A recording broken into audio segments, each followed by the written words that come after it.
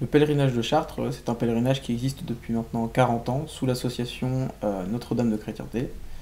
Euh, Au départ, cela se faisait depuis Notre-Dame de Paris jusqu'à Chartres à pied. Cependant, dû à l'incendie, cette année, ça s'est fait à l'église Saint-Sulpice. Chapitre Bienheureux Urbain 2 de la région Paris-Nord, sous l'association du Cercle Richelieu. C'est très bien passé, malgré énormément de pluie lors du premier jour qui a mis à mal beaucoup de pèlerins. Mais tradition oblige, les scouts ont bien tenu et ont motivé les 17 000 personnes qui ont participé au pèlerinage de Chartres. On était très nombreux cette année, puisque c'était la reprise due au Covid, cela n'avait pas pu se faire depuis 2 ans, si je ne me trompe pas.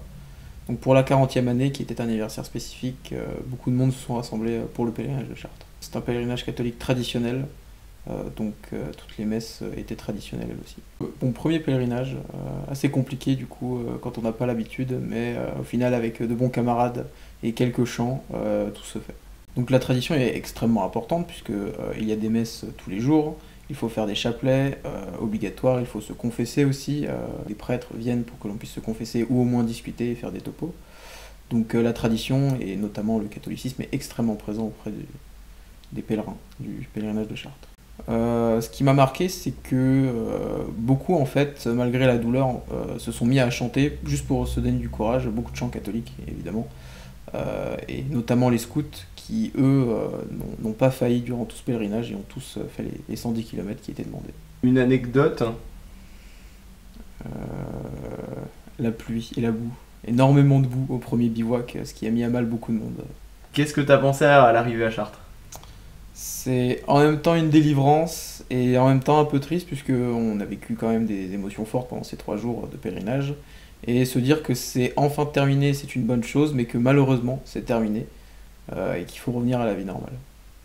Donc en tant que royaliste, j'imagine que ça doit faire du bien de voir autant de catholiques réunis en France, qui sont gardiens d'une certaine tradition, d'une religion, de rites et de coutumes. En effet, ça fait du bien de voir autant de royalistes, puisque la plupart étaient royalistes, à vrai dire.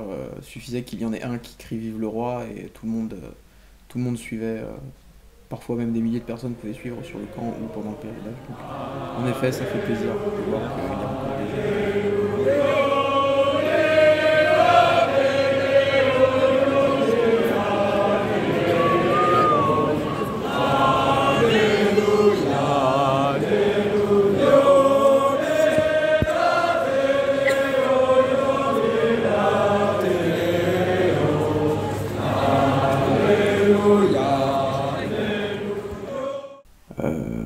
Au final, le pèlerinage, c'était une bonne expérience que tout le monde devrait vivre au moins une fois, ne serait-ce que pour l'expérience sociale et l'expérience religieuse.